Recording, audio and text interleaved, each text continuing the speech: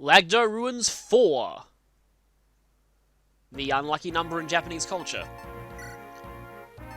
Which, unlike 13, actually has logical reasons for it being considered unlucky. But anyway, this map, we're finally inside the ruins. We're no longer on the outside, and oh great, there's lots of Gwilgies and Gorgons here too. But yeah, this map is often described as being very similar to Tower of Valmy 6. It's got a lot of cracked walls, kind of a giant maze that you have to go through. Still lots of Gwilgies and lots of Maldwins. Let me just check all these Gorgons, though. Okay, not all of them have stone. So that's at least kind of good. Oh, and of course, there are tons of longbows here.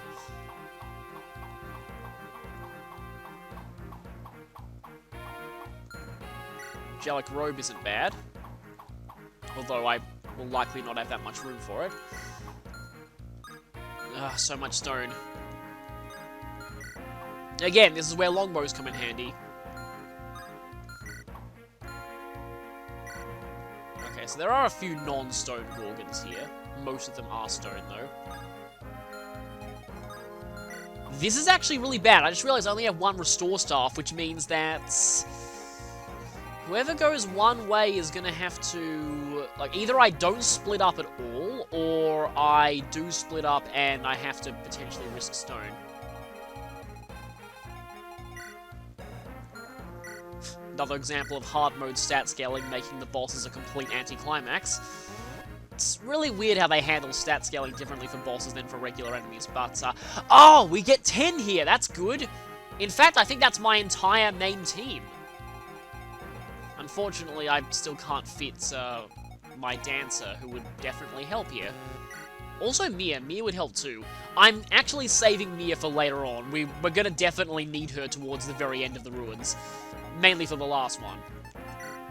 Now, is everyone set when it comes to weapons? I think everyone's alright. That Restore Staff, though, it's kind of annoying. In fact, I should probably have the Restore Staff on Natasha, because... Luke can't use Physic, though.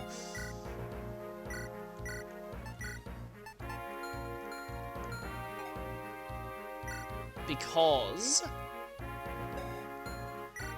And I'm likely to not need Purge until later, so I might as well use that to take an extra Physics stuff. But yeah, because you have Weapon Trial disadvantage against stone, so you're more likely to get hit by it, whereas you have advantage, so might as well keep that on Natasha. As for everyone else, Garrick is running a little low on weapons. Might as well sell that one-use Killing Edge to the Convoy Armory so it's not cluttering up space. Probably don't need that either. We've got plenty of replacement weapons. Actually, not that many, but I'd like another axe. It's a lot of killer axes. Okay, 2 dragon axes is not bad, especially seeing as Garrett can use them. That's gonna really help later on. Yeah, might as well take 2 axes now. And Ross, I think, is fine on axes. Don't need that blue gem, might as well sell it immediately so it's not cluttering up space. Don't sell the Philly Shield, that'd be really dumb. Oh, right, Ephraim, he definitely needs more stuff. Maybe a Killer Lance. You have an extra spear, too. And you also take a Killer Lance. And you, I'm running out of silver ones. I'm running out of killer ones, too. I have a few Axe Reavers, though. Yeah, you take another Killer Lance as well. I think I should have a spare Flux. I'm pretty sure I have a spare Flux, and I've got one on, Actually, I should probably be using the Wind Sword on someone, too. How's Joshua doing for weapons? I'm actually going to go ahead and switch that over. I forgot about your Shamshir. Yeah, that's probably going to be for Joshua, too, if he needs it. I don't like you having that steel blade, but I think I'm kind of fine with... Actually, this weapon loadout on Amelia isn't the best, but I guess I'll have to go with it. Alright, you are a Stone Gorgon. Maybe I should try luring you first before anything else. A lot of axes down here, so Joshua will probably do well.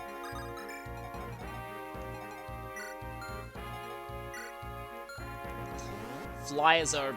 This is a little bit of a cramped area for flyers. Anyway, let's move out. So yes, we're actually inside the ruins for real now. Rather than just being in the outer areas. I think there are a lot of axe users down here, so maybe... Yeah, seeing as we're all so powerful, we do a lot of damage to these walls, as they're effectively treated as having 0 defense, so... And that wall is effectively treated as having 2 spaces, so... Yeah, Joshua can't go very far into the wall. Don't use the... Yeah, just use the iron axe. Smashing apart a wall with just an axe is kind of a cool image, though. Right, I think Joshua will do alright there. Yes, that is stone, obviously. Okay, that's a dragon axe. Let's keep Cormac away from that. Oh, right. Gotta remember that only one of the flyers can have the shield at a time. I guess out of everyone to have it, it should probably be Tana, because she has worse defense. So I'm going to do the exact same thing I did before, and just lure in that stone spell by going to the edge of its range. And making sure nobody else is in range of it. Now, which path has less archers? They probably have an equal amount of... yeah, there's a lot of archers.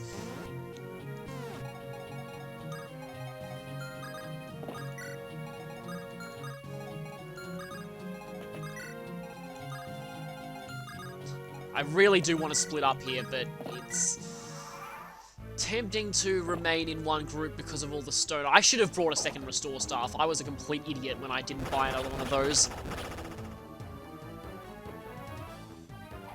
Oh, hey, exactly enough for the second strike to finish it. That works out pretty well. Now the question is, do the enemies actually break the walls here?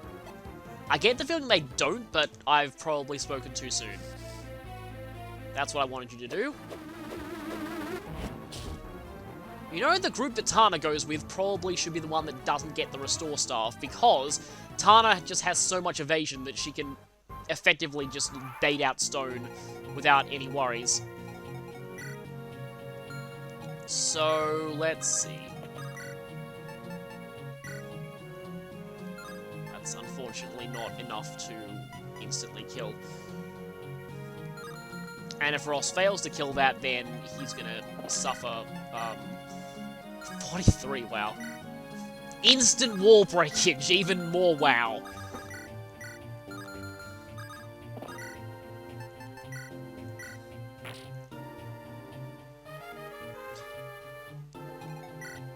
I might as well lose that. Who has a ranged weapon? I guess Cormac, maybe. Even though I don't want him taking this path. Okay, now you can chop this Gorgon. At least I'm pretty sure you can chop this Gorgon. Okay, that's a one-shot, that's fine. If that had missed, that would have been terrible.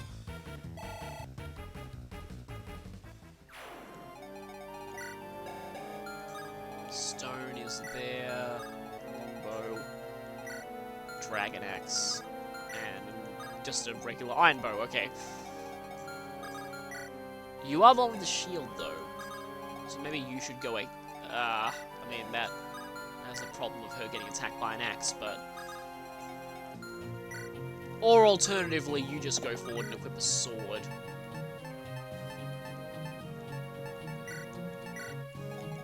Just gotta make sure that you... No matter where you go, I'm not gonna be able to hit you over that wall with our longbow. You are annoying.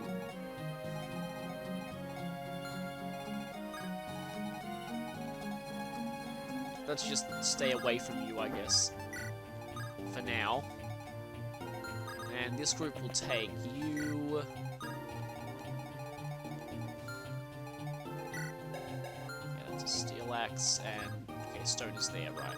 So, firstly, going to...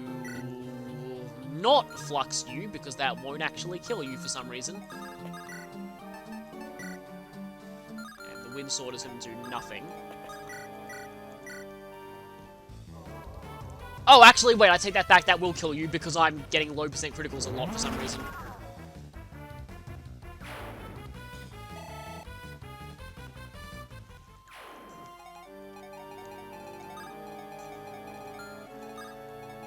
that's not quite stone range.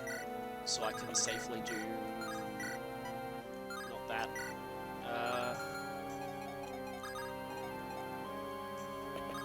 I will go here just to set up the support. Only increased critical by a very small amount. But it was still enough. Yeah, I was being reminded of my Linen Warriors tangent earlier by the Swordmaster's critical animation because apparently they're being true to the whole after images thing with a lot of her animations in FE7. Again, I'm not sure I want to do that support. I'd kind of rather a B support with Ross, even though Ross is going on the other side now. And you didn't even need the Brave Weapon effect. Speaking of Brave Weapons, Alincia being in Heroes with her Amity, which is effectively a better Brave Sword Plus. Which is effectively what it was in her home game as well. Being an infinite use Brave Sword. Which in Path of Radiance didn't help because Alincia joined at the very, very, very, very, very, very late point of the game with like, yeah, I had a feeling that was going to hit. With like level 1 and yeah. Kind of thought you had a long range weapon too.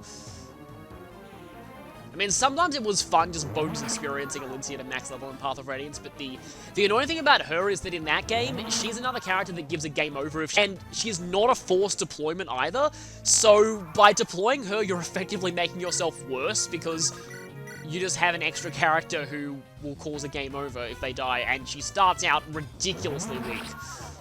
Radiant Dawn, though, is a completely different story. Radiant Dawn Alincia is a complete beast.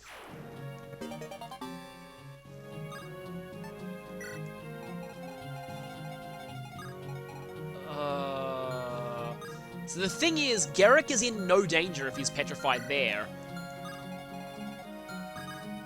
But the Gorgon could go around continuing to try and petrify people.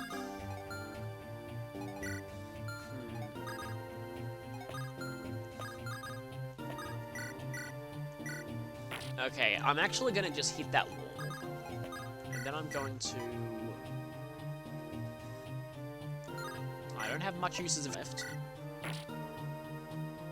Yeah, even if that Gorgon does break that wall for some reason, it's not going to be able to attack Garrick in the same turn.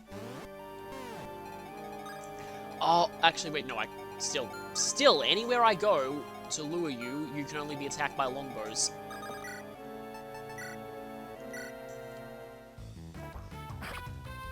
But yeah, anyway, Alincia in Heroes. So Alincia in Heroes, her voice is not the one that I pictured for her, but it's obviously not her voice from Path of Radiance, because she does speak in the ending cutscene of that game. But yeah. It's still pretty good, I guess. I like her having more of a mature voice.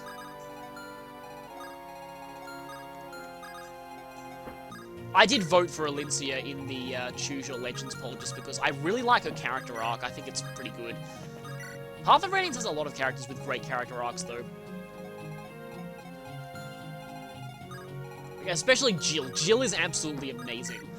Which is probably why at this point, I am considering doing Path of Radiance before I do Radiant Dawn. So the main reason why I wanted to do... You are a lucky Gorgon. You are a very lucky Gorgon. Okay, we interrupt this tangent to talk about this thief. So this thief right here, one of the only human enemies you ever fight in the post-game. And I love how this description just is the same as the bandits from Karkino, but it replaces bandit with treasure hunter. Well, not from Karkino, but like from, I think, earlier in the game. But anyway, yeah, these thieves, they come for these chests. Weirdly enough, they're actually a good thing, because when they open the chest, they'll drop the item they looted if they die. So they save you having to bring a thief if you get to them quickly enough, which that thief, I probably can get to him quickly enough. Just as long as I dodge around that Gorgon's range. Okay, let's, oh, that's not quite instant wall breakage.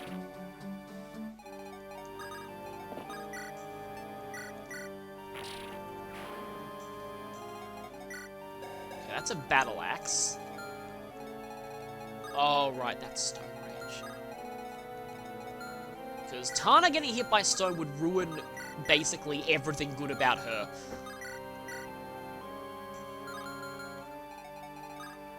I've got plenty of time before that thief reaches the chest. I don't need to rush at all. There is absolutely no need to rush here.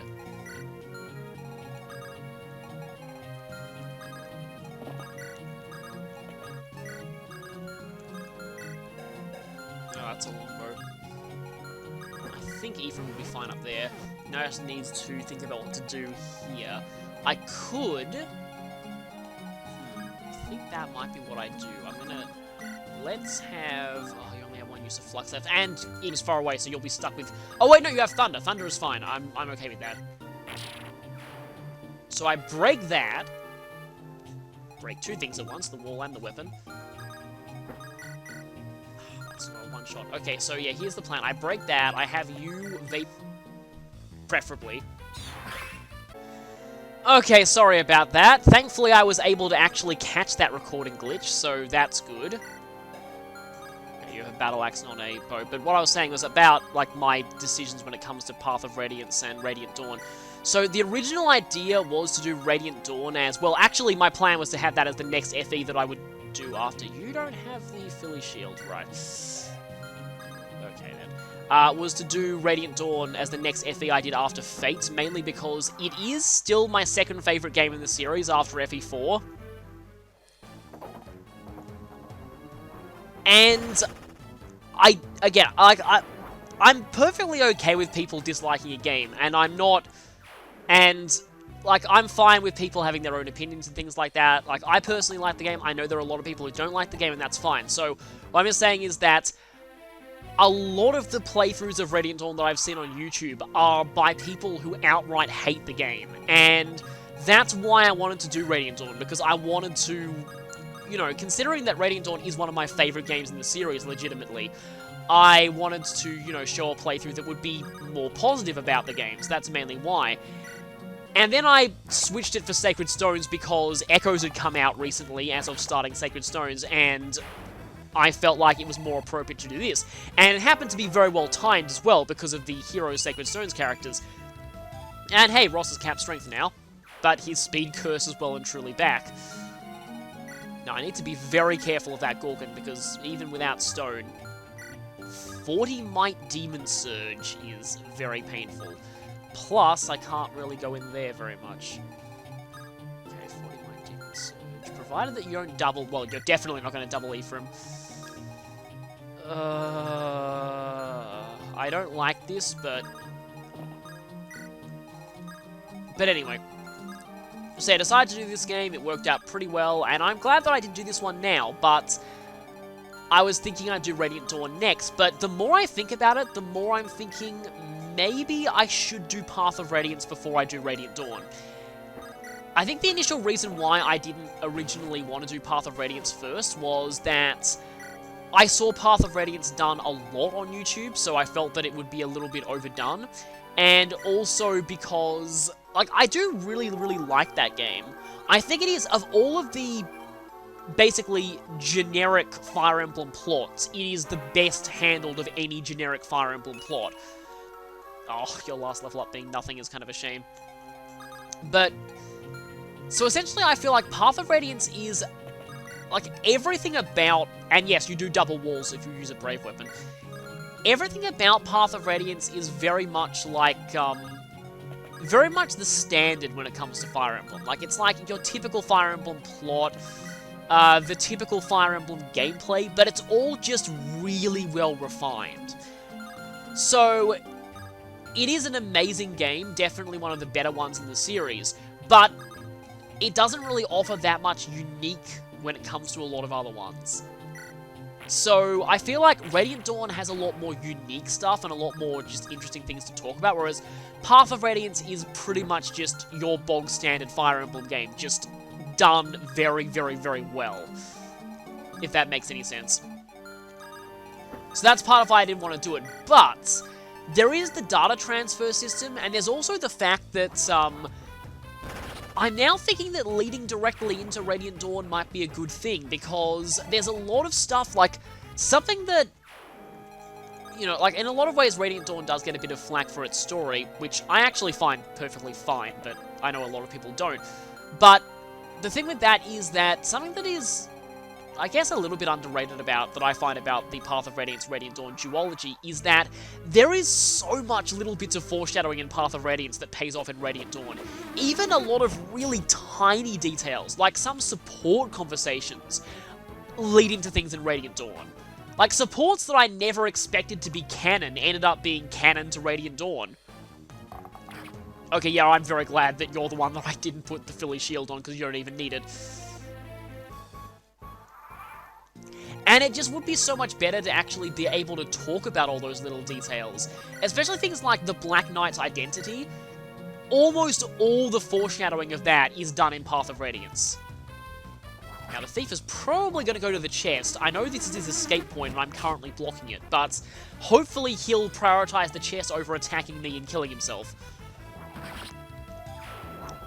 But yeah, anyway, and I could also do the Transformers, and also a lot of people have expressed interest in seeing Path of Radiance. Also, Path of Radiance is a game where I think I could do a lot of good things with the character bios. There are a lot of very good characters in Path of Radiance, and I don't know, I hesitate to say that it... Again, I'm not a hardcore or low turn count player at all, so I don't really know what I'm saying when I say this, but to me, Path of Radiance feels like one of the more balanced Fire Emblems to me. I mean, I know Titania is ridiculously amazing, but, like, it feels to me like there are a lot of fairly decent characters in Path of Radiance. There isn't that many really, really awful characters, and the balance is certainly a lot better than Radiant Dawn, where, I love Radiant Dawn, but I admit that the balance is really, really not there at all. But I find it kind of fun for that reason, just because it's just so fun to go to town with everything completely overpoweredly broken in that game. But yeah.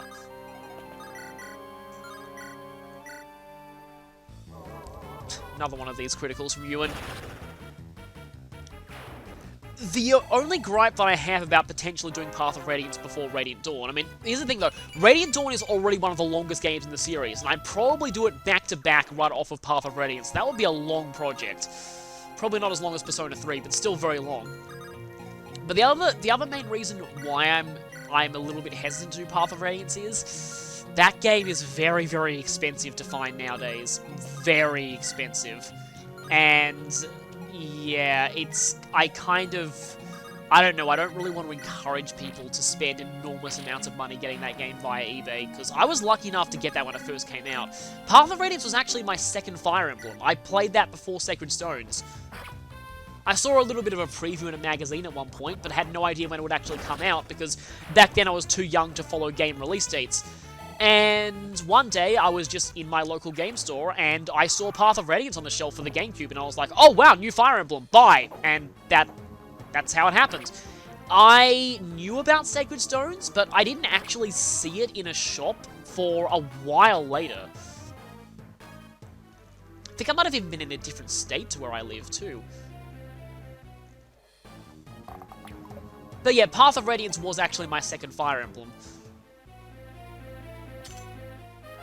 Killer Axe. Okay, I believe that chest is a random killer weapon. I just had an evil idea. It's not necessary. Well, actually, maybe it is necessary, because Ross needs experience the most. Although, admittedly, this thing probably won't give as much experience as the other enemies, because it's not promoted. Yes, definitely not. It's not like Mask games where thieves give, like, a flat experience bonus or something like that. But anyway, so, yeah, Path of Radiance is very, very expensive to get hold of these days, which is part of why I'm a little bit hesitant to actually do a playthrough of it. It's probably the kind of game that at this point I'm okay with people emulating, because it's not like it's legitimately sold anymore, and I don't have any decent ranged attackers apart from Loot, and she has terrible defense, which is kind of a shame. But yeah, I'm probably okay with emulating Path of Radiance at this point.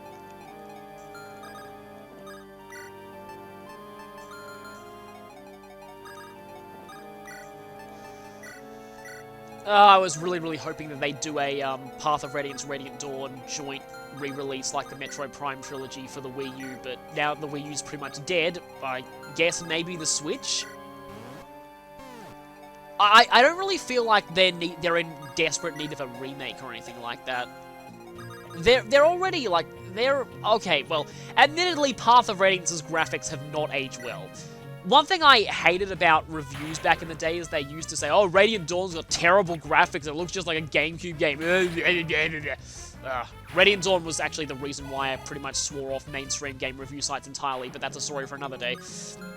And, like, it's not that I'm okay with criticizing Radiant Dawn, as long as you have the right reasons to criticize it. You know, things like the lack of the support system, certain details about the story, balance being completely off, things like that. Mastery skills being kind of stupid because all of them boil down to kill enemy instantly and never get their secondary effects off. But when you criticize Radiant Dawn for not including motion controls or not having Mii supports, you have, I'm sorry, but you have absolutely zero credibility as a reviewer if you do that. And so many places did. So that's what made me swear off mainstream reviews. But anyway, what was I reading? Oh yeah, graphics. So I don't think Radiant Dawn's graphics are that bad, especially compared to Path of Radiance. I've replayed Path of Radiance recently, and now that I've, like, seen it, like, with modern standards, its graphics are pretty awful. Like, the animations are just so awkward and stiff, and it's just not... The graphics are pretty bad. But Radiant Dawn I find is alright, and it's got some pretty cool animations.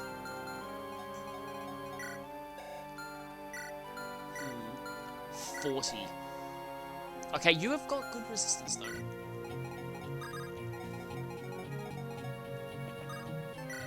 Where's...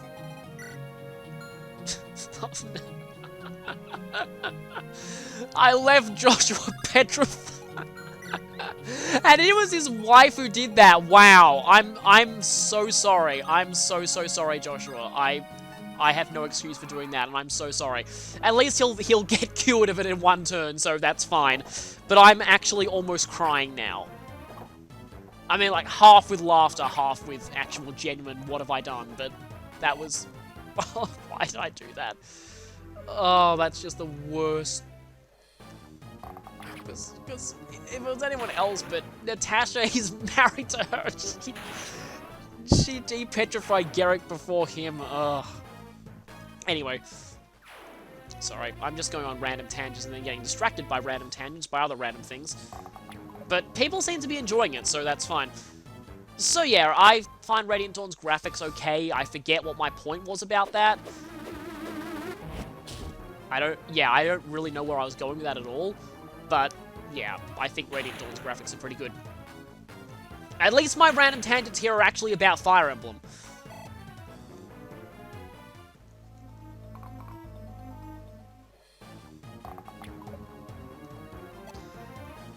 So yeah, I'm starting to think maybe I'll do Path of Radiance next. Also, Hello Thief.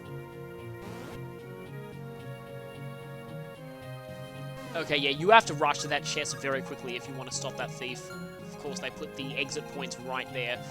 I'm pretty close to that chest, though, so... I think this should be fine to fire. Let me see what you have. Battle Axe and Longbow. I'm wasting a lot of uses of that Brave Sword on walls, but...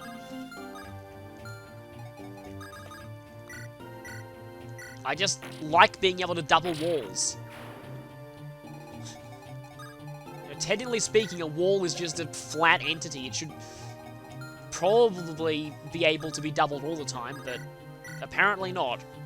Apparently it's harder to double a wall than it is to double an actual living soldier who can move.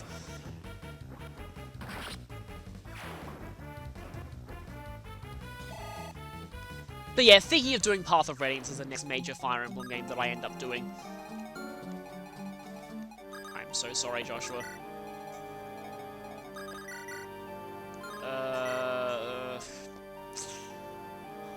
Well, I have someone who can heal him right there.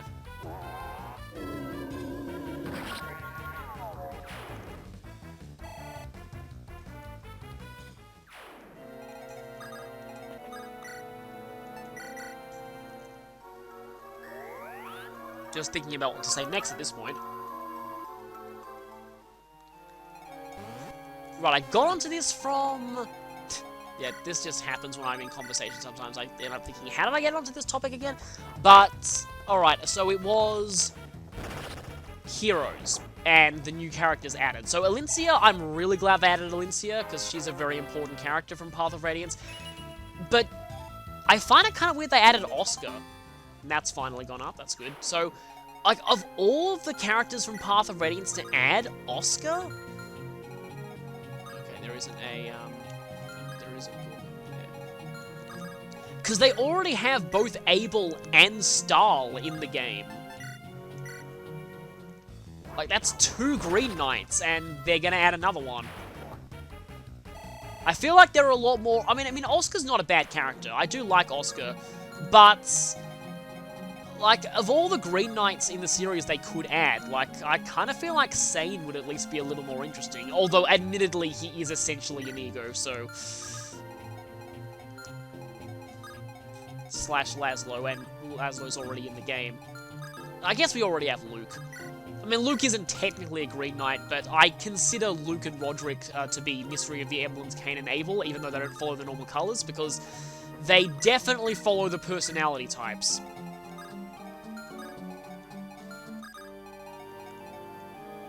Oh wow, Swift-Souled Ephraim can actually reach that.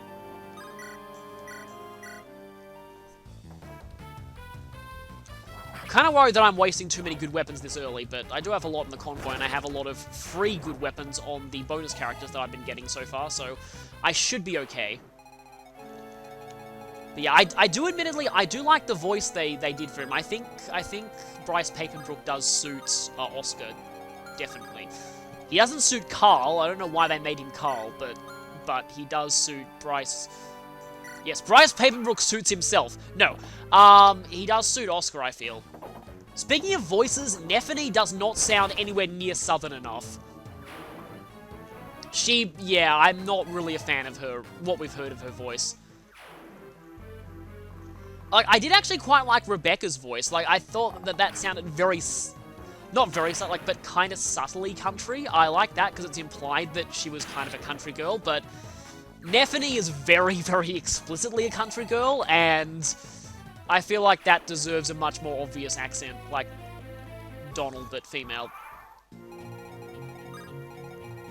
I know that mention of this is probably liable to start huge flame wars, but I mean, not so much anymore. I'll admit that I actually don't watch the show very much. I kind of fell out of it, but I will say that of course, my one healer here is the one who took damage, but I will say that the voice that I always pictured Nephany having is pretty much literally Applejack.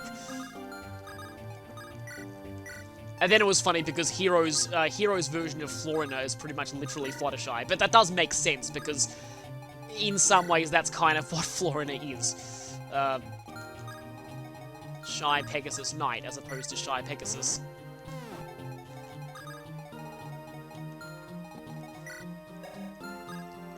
Though okay, this is gonna sound weird, but I actually really don't get why people compare Olivia to Fluttershy. I feel like they're not that similar. Like, they're shy, they both have pink hair, but that's pretty much where it ends. Especially the English version giving Olivia a very, very not shy sounding voice.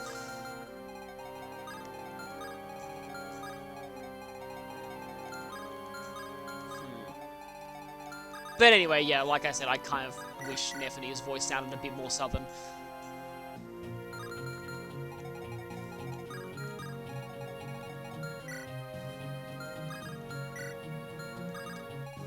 I am glad Nephany is in, though. She's a pretty good character from Path of Radiance. Definitely one of the most memorable ones.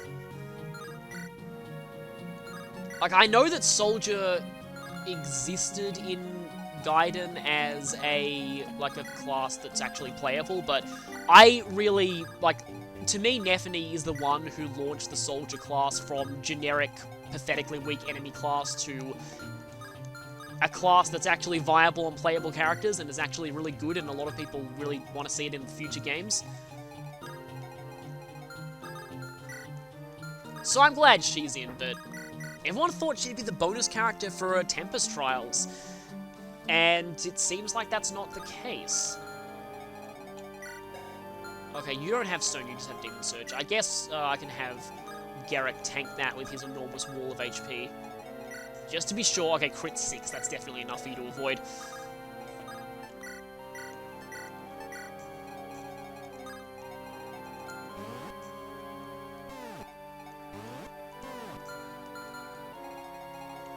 Because if there's one thing we've learned from this playthrough, it's that Cormag really hates magic. Okay, I think the other team's going to sweep through that area, so I'm going to focus on just the first team coming through here. And yeah, here's my virtual immune to stone strategy. That's good. The strategy is maintained. Oh, that's still a lot of damage, though. And now I'm at a loss for what to talk about again. I had one idea as another thief, too. I read something about this third thief. Okay, he's not dropping a lockpick. Read something about this one thief that always drops their lockpicks, but doesn't seem to be the case here. Okay, I guess technically I get more potential movement out of having Garrick beat the Gorgon. Yeah, let's do that.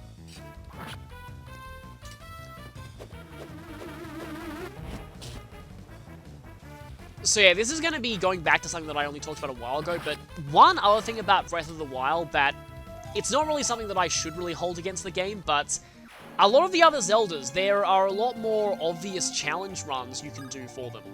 And Breath of the Wild, I haven't really found, like, any good ideas as to a possible challenge run, because here's the thing.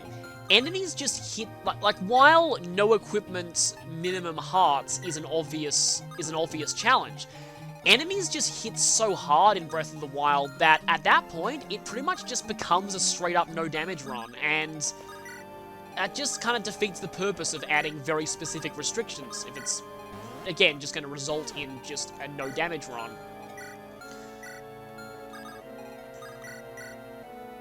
That's exactly enough damage, that's pretty cool.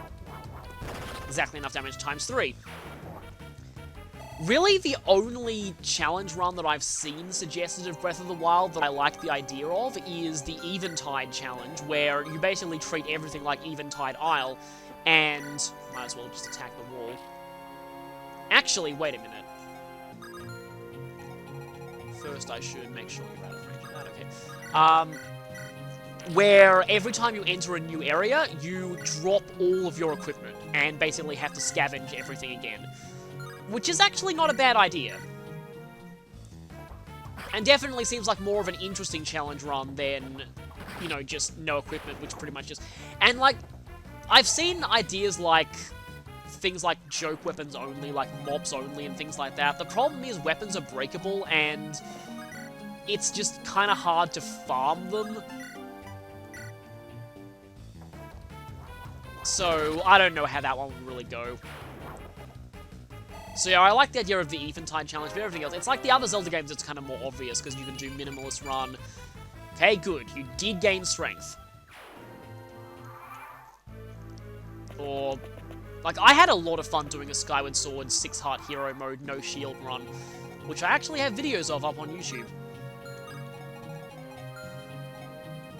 Okay, yes, I desperately need to heal you.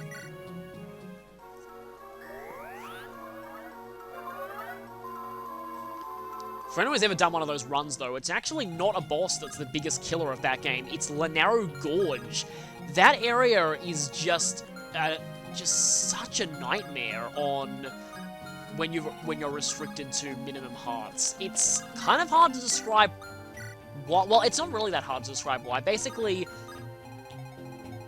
it's just like you have so many enemies to contend with in an area. There are all those B-moss. You have to be constantly staying within a certain radius of that time stone, and if you even step slightly out of its range, then you sink into the quicksand and have to reset the entire room.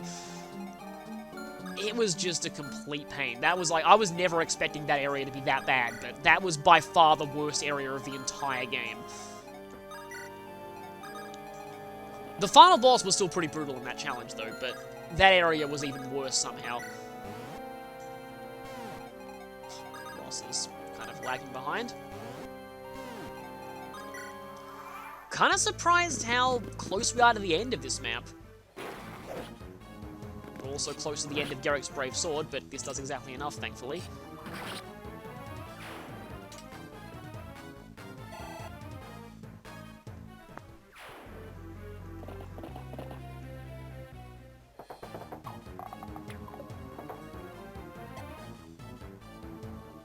One Zelda challenge run that I want to do someday is...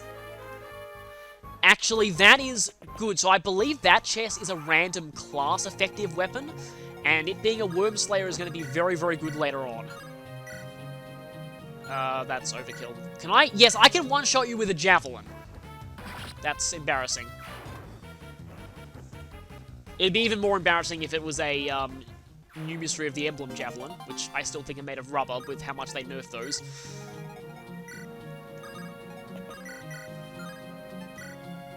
Anyway, though, this last thief has nothing to do anymore. But yeah, one challenge run of Zelda that I probably want to do... That's annoying. That I want to do sometime is Twilight Princess 3. Always wear the Zora armor. Because with the Zora armor, I believe, like, in that kind of challenge, anything fire or ice one-shots you. So that's going to be pretty funny. Slash also incredibly sadistic. Of course, with Twilight Princess HD, you can also do Hero Mode Ganondorf amiibo. But again, at that point, you're pretty much turning it into a no-damage run anyway, so I don't know if I'd really bother with that. I don't have Twilight Princess HD, by the way. I didn't really see much of a point in getting it. I managed to get Wind Waker HD because via some weird promotion they had, you got a free Wii U game. So something they did on the eShop a while back, but so I did get Wind Waker HD. The only reason why I did that was to do a challenge run of it because of Hero Mode. Unfortunately, though, I was actually recording that run, and then my hard drive died. No, wait, the portable hard drive I had. There was something that caused me to lose all the files for it, basically. So, I had recorded everything, too. I'd recorded... Okay, that Devil Axe means I probably want to use a sword here. I'd recorded... like, the whole game, up to and including the final boss, all in a 3-heart minimalist run hero mode challenge, including the Cave of Ordeals, I just remembered. Is it that or the... No, Wind Waker is the Savage Labyrinth. The Cave of Ordeals is Twilight Princess. But yeah, the Cave of Ordeals. Savage Labyrinth, I did it again. The Savage Labyrinth, that one was a complete pain to do 3-heart hero mode minimalist run. That was an absolute pain. And I had to do the whole thing, all 50 floors, not just the bare minimum. I made myself do all 50.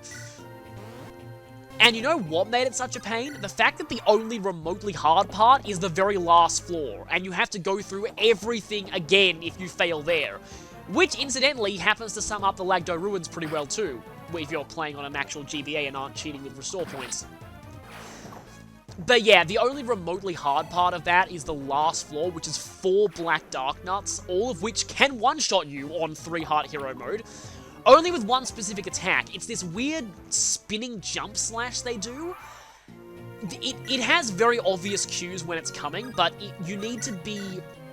Basically, you're just always terrified of that move, because if you see that move coming, you have to be ready to dodge it, because otherwise it will one-shot you, and getting one-shotted after 50 floors is just terrifying. So it took me a really long time, and I think I almost gave myself actual health problems trying that. And I did it, and then I lost the recording forever, so that was very, very sad. From what I remember, the final boss was actually a total joke compared to that. Although, I think I did have an absolutely amazing outtake in the final boss fight where I got killed by Zelda. Oh, I was really wanting to show that on the fail channel, but yeah. I guess case of Big Clinky, what could have been. But yeah, that was like, I wasn't mad at that. I was just laughing so hard when that happened. Getting killed by Zelda, that's gotta be one of the best ways to die in a Zelda game.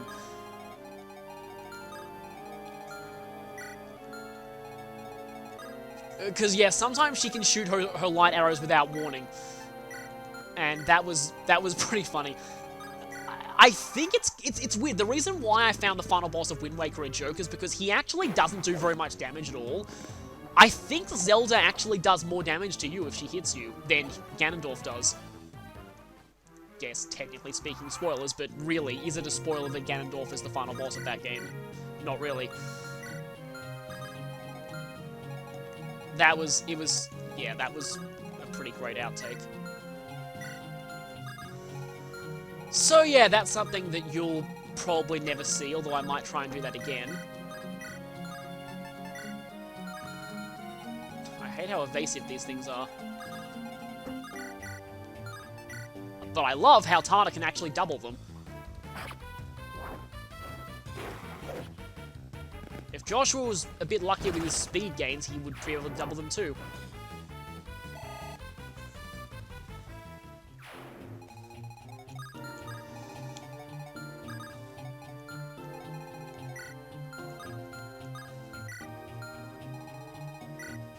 Everyone is almost level 20 at this point.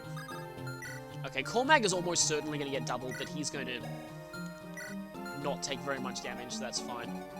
Wait a minute, do you two both have the exact same amount of attack? Yeah, they've got the same strength, it's just the rest of their stats that are pathetic. There are other tangents that I was thinking about going on here too, but I'm actually kind of glad that I haven't exhausted them all, because we're not even halfway done with the ruins.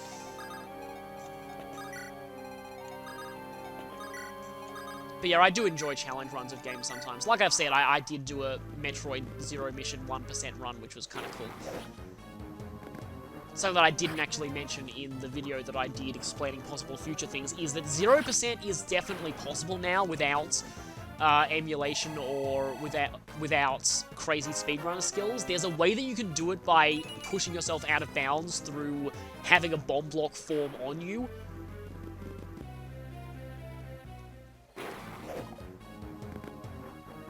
I think that Gwilgy just got doubled. But yeah, so 0% is possible, but it doesn't really make much of a difference in that game because you use missiles so little in that one that it doesn't really matter if you have 5 less of them. The charge beam is just the MVP there. Complete opposite of Zero Mission, where the charge beam is...